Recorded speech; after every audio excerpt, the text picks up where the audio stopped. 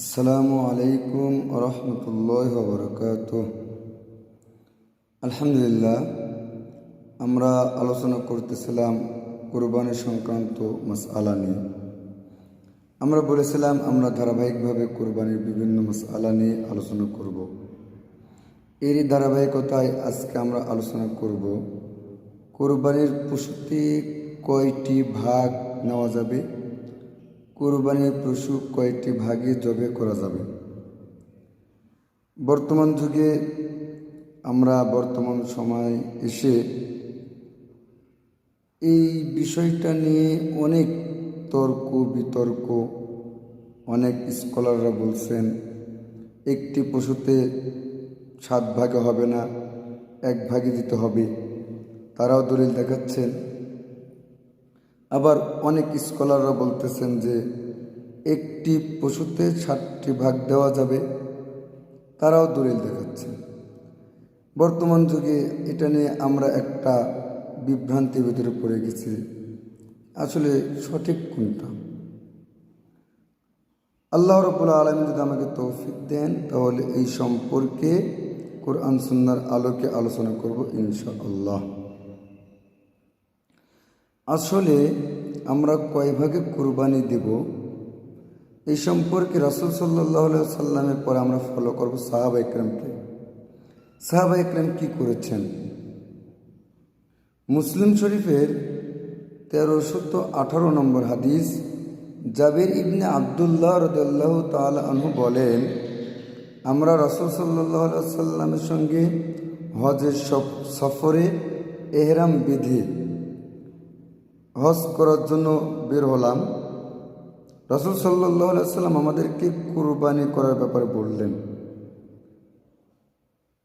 হযরত জাবির ইবনে আব্দুল্লাহ রাদিয়াল্লাহু তাআলা আনহু বলেন, আমারনা রাসূলুল্লাহ সাল্লাল্লাহু আলাইহি ওয়াসাল্লাম আন নাশতারিকা ফিল ইবলি ওয়াল বাকর কুল্লু সাবআতিন মিন্না ফি বাদানাতিন। জাবির ইবনে আব্দুল্লাহ রাদিয়াল্লাহু তাআলা আনহু বলেন, রাসূল সাল্লাল্লাহু আলাইহি ওয়াসাল্লাম আমাদেরকে উট এবং গরুতে 7টি ভাগে কুরবানি দেওয়ার জন্য বলেছেন। এই মাসআলা, এই হাদিসটা আমরা উলামায়ে একরাম বলি। মুসলিম শরীফের 1318 নম্বর হাদিস এটি। আমাদের যে সমস্ত স্কলাররা বলেন যে একটি গরুতে একটি পশুতে একাই কোরবানি দিতে হবে, 7 ভাগে হবে না, তারা দলিল দেন এটা সফর।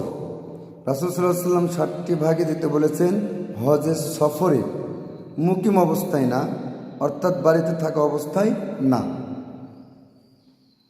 তো আমরা তাদের এই বক্তব্যের প্রেক্ষিতে বলি, নবী সাল্লাল্লাহু আলাইহি ওয়াসাল্লাম যখন একটি বিধান সফর অথবা হজর অথবা মুকিম অবস্থায় হয় তখন বলেই দেওয়া হয় যে সফরে এই হুকুম, মুকিমে এই হুকুম।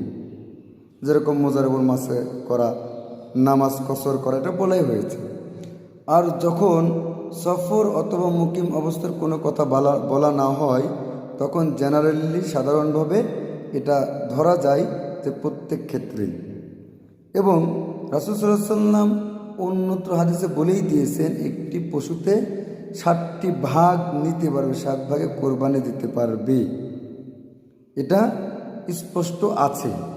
তাহলে গরু এবং উটের 7টি ভাগে আমি কোরবানি দিতে পারবো, এতে কোনো সমস্যা নেই। এখন আমাদের যে স্কলার ভাইয়েরা বলেন যে একটি দিতে হবে, তাদের দলিল কি? তাদের দলিল হলো হযরত ওমর রাদিয়াল্লাহু তাআলা আনহু বলেন একটি পশুতে একটি কোরবানি হয়, 7টা হয় না, অর্থাৎ একটি ভাগ নেওয়া যাবে। এটা হলো তাদের দলিল।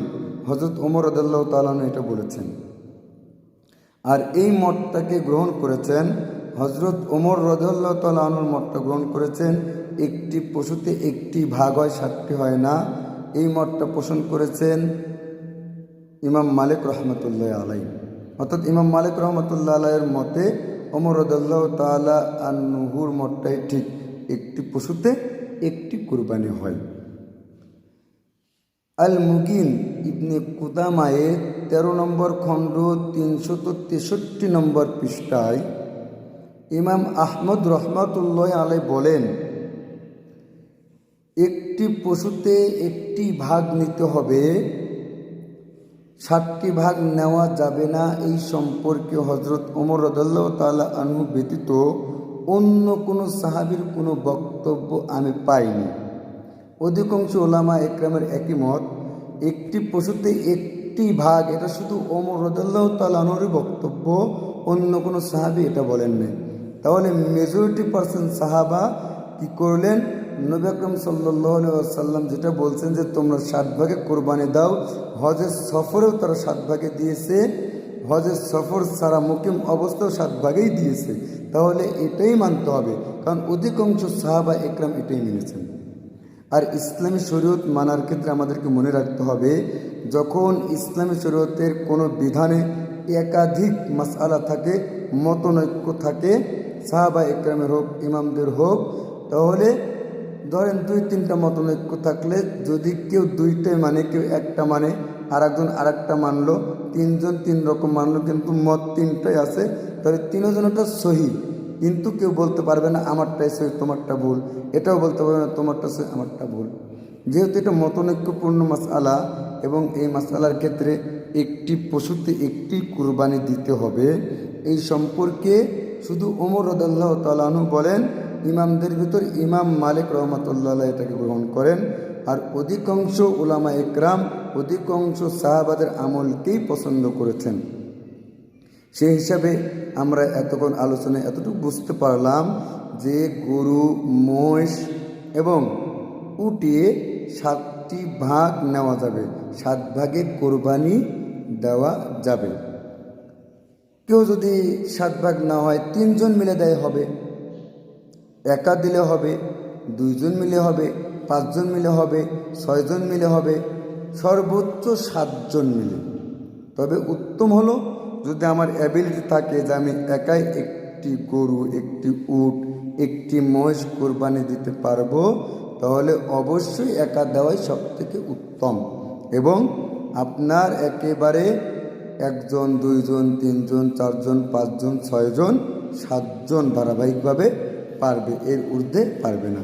7টি ভাগে কোরবানি দেওয়া যাবে। এজন্য আসুন, তর্ক নয়, সমাধান চাই। কোরআন সুন্নাহ মোতাবেক আমরা চলতে চাই, যেটা কোরআন সুন্নাহ বলে ওটাই আমরা মানব। যেহেতু 7টি ভাগে কোরবানি দেওয়া যাবে, আমরা সকলেই যারা গরু, মহিষ এবং উট কোরবানি দেব, 7 ভাগে আমরা কোরবানি দিতে পারবো, এটা কোনো সমস্যা নেই। আর ভেড়া, দম্বা, ছাগলের ক্ষেত্রে একা একটি দিতে হবে, এর ভিতরে কোনো অংশ হবে না। আলহামদুলিল্লাহ, যতটুকু আলোচনা করলাম আমরা কয় ভাগে কোরবানি দেব, আমি আশাবাদী এই আলোচনাতে আমরা বুঝতে পারছি যে আমাদের আসলে কিভাবে আমল করতে হবে।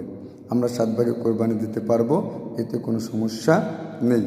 আল্লাহ রাব্বুল আলামিন আমাদের সকলকে যে পশুতে যতটুকু ভাগ নিয়ে কোরবানি বৈধ করেছেন কোরআন সুন্নাহ মোতাবেক, ততটুকু ভাগে যেন আমরা কোরবানি দিতে পারি। আল্লাহ রাব্বুল আলামিন আমাদের সকলকে কোরআন সুন্নাহ মোতাবেক যেন আমাদের কোরবানিটা হয়, আমাদের কোরবানিটা যেন আল্লাহ রাব্বুল আলামিন কবুল করেন। আমিন। আসসালামু আলাইকুম ওয়া রাহমাতুল্লাহি ওয়া বারাকাতুহু।